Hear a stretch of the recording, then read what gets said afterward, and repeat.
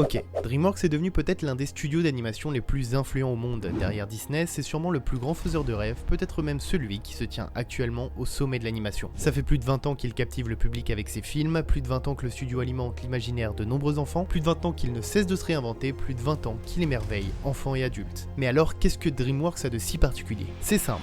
Tout. 2001, tournant dans l'histoire de l'animation avec la sortie de Shrek. Il est le premier film de ce genre à remporter l'Oscar du meilleur film d'animation, ouvrant ainsi la voie aux nombreux autres studios pour qui l'innocence de ces films offre un refuge chez petits et grands. Si cette victoire a bien montré une chose, c'est que l'animation n'est plus réservée qu'aux enfants. Comprenez bien que là, à partir de maintenant, les films d'animation sont des grands films. Si en 94, Disney avait entrouvert la porte dans cette direction avec Le Roi Lion, DreamWorks, eux, ont pavé la voie. Désormais, il ne s'agit plus de faire joujou avec l'imaginaire des petits, il y a des histoires touchantes, des personnages complexes, un univers créatif, bref, du cinéma. Pas étonnant une fois que l'on sait que derrière DreamWorks se trouve ce mec. Puisque si leur forme reste enfantine, leur fond quant à lui est bel et bien adulte. Tiens, prenons l'exemple de Shrek. C'est un ogre vert, grand, gros, laid. Si Disney, lui, a son beau prince charmant, DreamWorks, eux, ont ça. Si le prince de Disney a son beau cheval blanc, bah Shrek a ça. Mais alors il est où le rêve dans tout ça? Eh bien, DreamWorks a compris que les films de Disney font et feront sûrement toujours plus rêver que n'importe quel autre. Alors si à ce jeu, ils sont perdants, bah il suffit de changer les règles.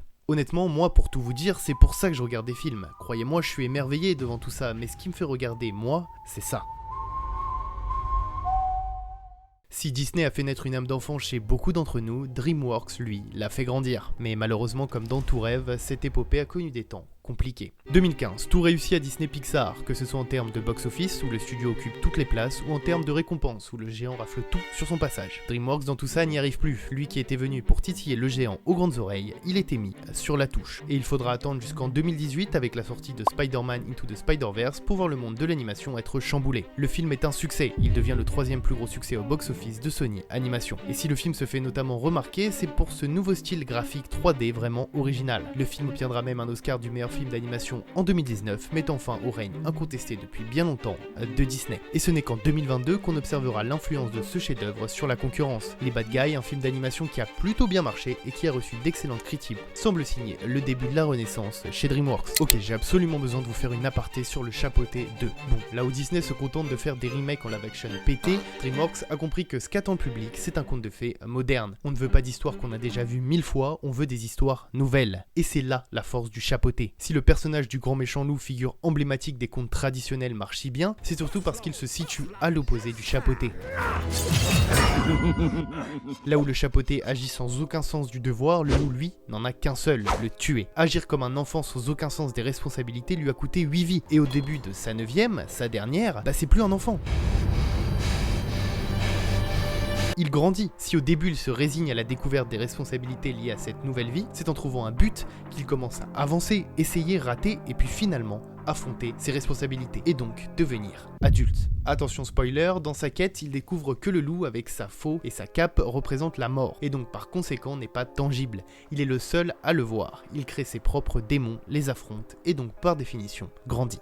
Encore une fois, si Disney a fait naître une âme d'enfant chez beaucoup d'entre nous, DreamWorks, lui, l'a fait grandir. En fait, si j'ai fait cette vidéo, c'est pour vous expliquer que DreamWorks, si c'est devenu un studio d'animation aussi important, ce n'est pas du hasard. Ce qui fait la force de DreamWorks, c'est sa capacité à se diversifier et à répondre habilement aux attentes du spectateur. Je pourrais vous citer plusieurs films qui pour ma part ont vraiment bercé ma jeunesse: Chicken Run, Le Gang des requins, Monstres contre aliens, Souris City. Si les gars, je vous jure, Souris City c'était vraiment une dinguerie. Et il y en a d'autres qui m'ont juste marqué. En fait, je sais pas comment vous l'expliquer, c'est peut-être la musique, les personnages ou les images, principalement le fait qu'ils m'ont fait grandir. Voilà 20 ans que je ris, m'émerveille, pleure devant leurs films, 20 ans que j'en apprécie chaque seconde, là où je sais que pour chaque seconde de film se trouvent des semaines de travail. Chaque détail qui se trouve à l'écran a été rigoureusement pensé parce que chez DreamWorks, le hasard n'existe pas. Vous voulez un exemple? Regardez là.